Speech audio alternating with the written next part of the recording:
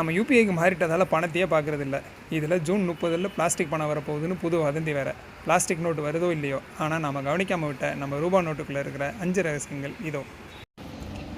இனிமேல் எப்போயாவது கேஷ் பயன்படுத்தினா அந்த நோட்டுக்கு பின்னாடி இருக்கிற லாங்குவேஜ் பேனலை பாருங்கள். அதில் மொத்தம் 15 மொழிகள் இருக்கும். அது ஏதோ ரேண்டமாக அச்சிடப்படலை. இங்கிலீஷ் அல்ஃபபெட்டிக் ஆர்டரில், அசாமீஸில் ஆரம்பித்து தமிழ் தெலுங்கு கடந்து உருதுல முடியும்.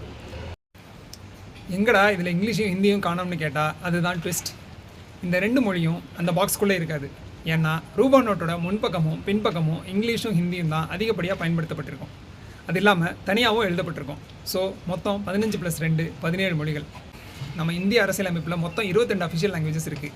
ஆனால் ரூபா நோட்டில் 17 தான் இருக்குது.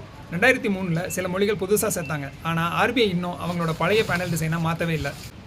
அதனால தான் போடோ, டோக்ரி, மைத்திலி, சாந்தலி, சிந்தி ஆகிய 5 அஃபிஷியல் லாங்குவேஜஸ் நம்ம ரூபா நோட்டில் இன்றைக்கி வரைக்கும் இடம்பெறலை.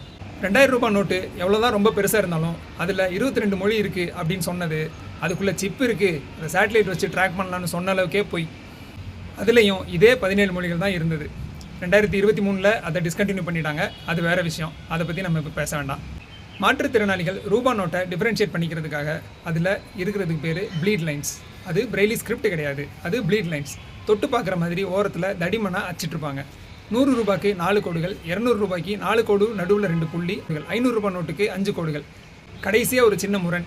சென்சஸ் படி நேட்டிவ் ஸ்பீக்கர்ஸ், அதாவது தாய்மொழியாக பேசுபவர்கள் மிக மிக குறைவாக இருக்கிற சமஸ்கிருதம் ரூபா நோட்டில் இருக்குது. ஆனால் லட்சக்கணக்கில் மக்கள் பேசுகிற மைத்திலி, சாந்தலி போன்ற மொழிகள் இன்னும் சேர்க்கப்படாமல் இருக்குது.